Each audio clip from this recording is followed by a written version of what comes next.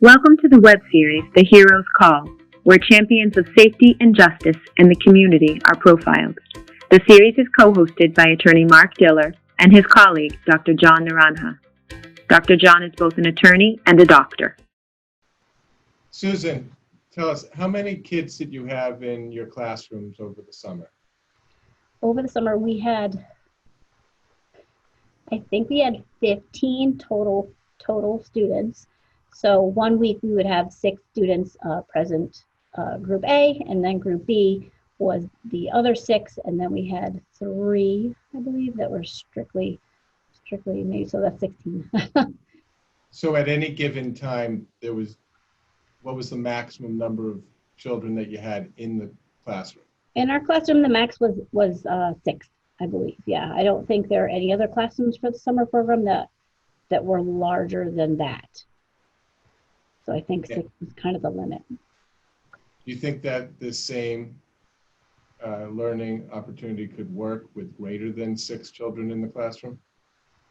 I think if you took, so I think if, like, say the capacity of your classroom is like 23, I would think you could safely do 10 or 12 students, like cut that number in half safely to keep them distanced where they need to be. I think it would be hard to do anything more than like half of capacity. I think it would be hard to do definitely maybe as high as 15 students, but again, it depends on your class size, the student's age you're talking about. It's kind of a space issue, but I think if you have, depending on your room size, you could probably do 15. Now, Susan, we all know that we're about to go back to school for the fall semester. And there's a lot of anxiety by parents, children, and educators who haven't had the experience that you have had.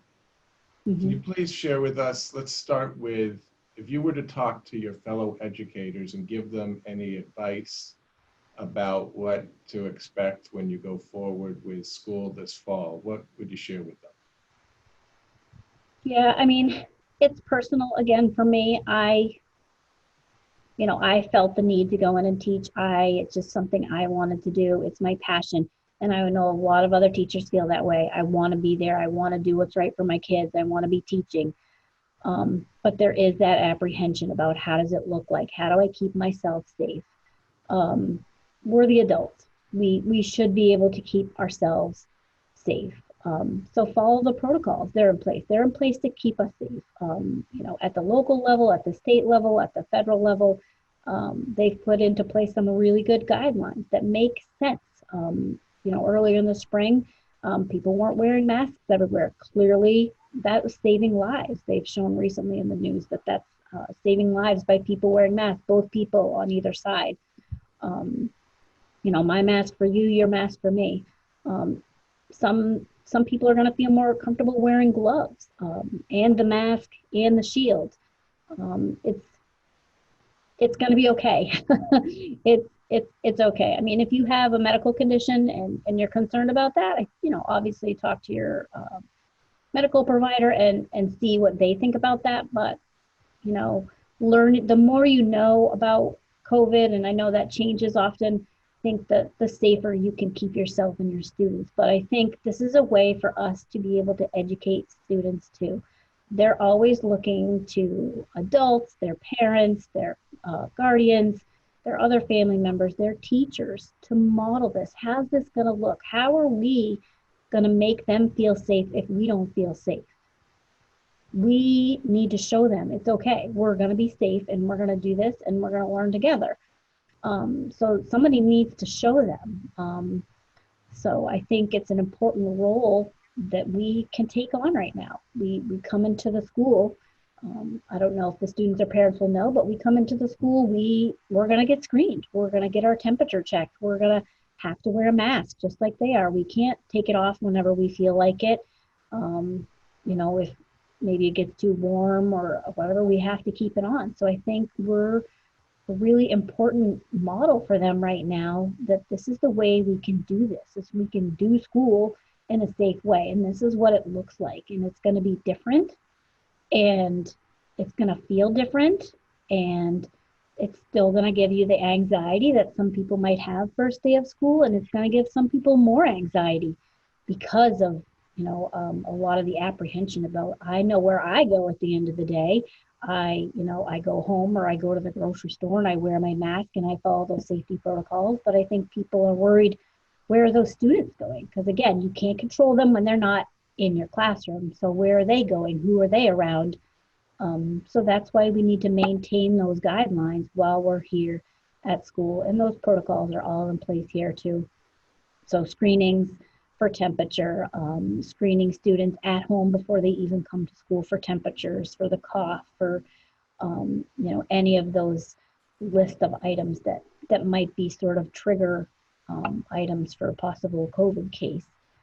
So I think the best advice would be just remember, we're all in this together. We're all just trying our best, and we're all just trying to do it for our students. And it is a personal choice, but I think it can be a safe personal choice. And I think the students need this.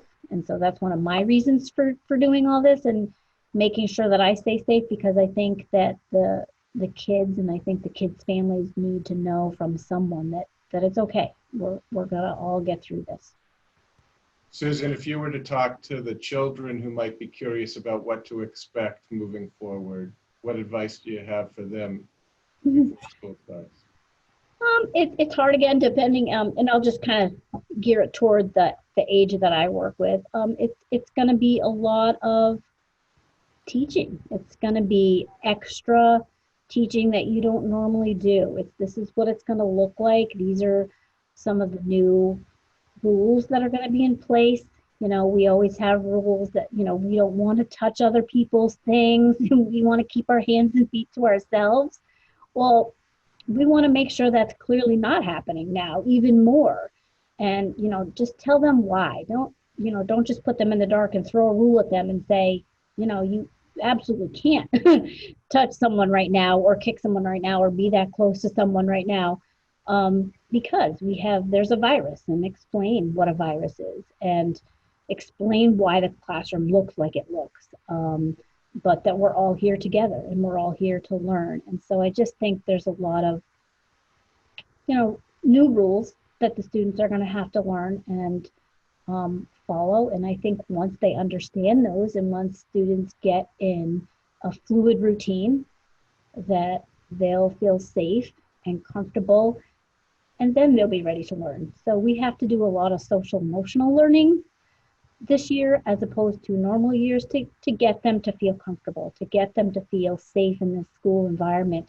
They've been, in their home environments for quite a while now, and maybe they've gone out to parks or beaches or places where their families feel safe. So we need to make them feel safe first. And this is why we have these new rules, so everybody can be safe and learn. So once we get them to that point, then they can learn, establish those relationships with those students, make them feel welcomed and safe. And this is how we're going to make them feel welcome and safe. And this is why we need to do it this way. So I think that's what kids need to know, that, teachers are always been there for them, and they're still going to be there for them. It's just going to look and feel a little different. Susan, if you're talking to the parents out there that have some anxiousness but intend to send their kids back to school in the fall, can you share with us and share with them, what advice do you have for them to help them deal with it?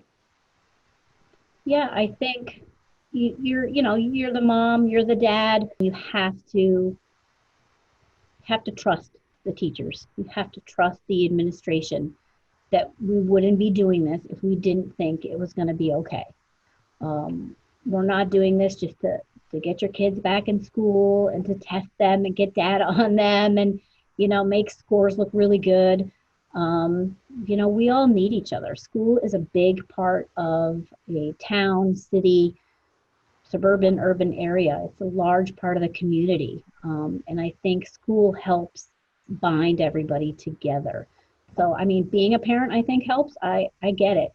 And it is a little nerve-wracking, but I think we need to start trusting each other again. And I think we need to come back together as a community and really build on that again, and bring everybody back together in a safe way. We need each other right now. Susan, what's the future look like for you and your district as we're moving forward, and how will that be different from what you experienced over the summer, if at all? We're going to have more students in class. Obviously, we're looking at, attempting to do back to school learning. So parents have had the choice of in-person learning or distance learning. And we'll also be doing the hybrid at the same time. So it's super similar to the summer program where we have group A and we have group B. And when you're not physically present in school, you're present in that distance learning environment. So to backtrack on your question, which makes me think you might want to think about as a teacher, just creating an online virtual environment that's inviting and welcoming to the kids. So maybe take a picture of your actual physical classroom, and this is where we are, and this is what it looks like. And so they can sort of be there, at least visually, if not physically. So that's what our district's plan is for that hybrid model. So we have, my class this year is pretty small. Anyway, based on the numbers, I think I have 16 or 17 students. So I think about six of those are distance learners. So I don't have a lot of kids coming in cohort A or B. So 5 is the max that I'm going to have in this room at once. So I feel pretty confident and comfortable that I'm going to be safe with 5 students in my room with me. We're also, I believe, going to have paraprofessionals as needed in our classrooms. We have a really great support system here in school. So we have social worker, we have a psychologist, we have behavior techs in our school, and we have a social emotional learning program here at the school too. So we also have people to help facilitate with all those things. So these students are going to have a lot of supports coming in, and those families that are doing distance learning will get those same supports as well if they need them. So the future looks good here. I mean, as good as we can do, and hopefully we'll get through this and see what happens after. I think we're going to do this. Terrible, I don't know. I think we're going to do distance learning for about 8 weeks and then kind of reevaluate. So I don't know on the teacher level what that looks like, on administrative level, how that reevaluation happens, if it's, if we're going to just do cohorts and, be in person, or if we're just going to have to go to all distance learning. Those are all things I can't predict, and I don't know what the administration's looking at down the road on how to evaluate that, but that's where we're at right now. Susan, on behalf of John and myself, I wanted to thank you for being here, sharing your story with us. We want to thank you for the sacrifices that you made by going in and looking out for the best interests of the children, and going into an environment that you were uncertain about and had your own anxieties and concerns, and are here to help so many other people on the other side of it understand what they can expect going forward. So we really appreciate it. Thank you so much. Well, thank you. I really hope that I've helped people really see what it's like and how it can be, and hopefully I've alleviated any of those anxieties that people might have, and open up a little window to them and show them that it's going to be okay, at least I think. So we're going to get through. So thank you for having me. I really appreciate it so much. Have a great, safe school year. Thank you.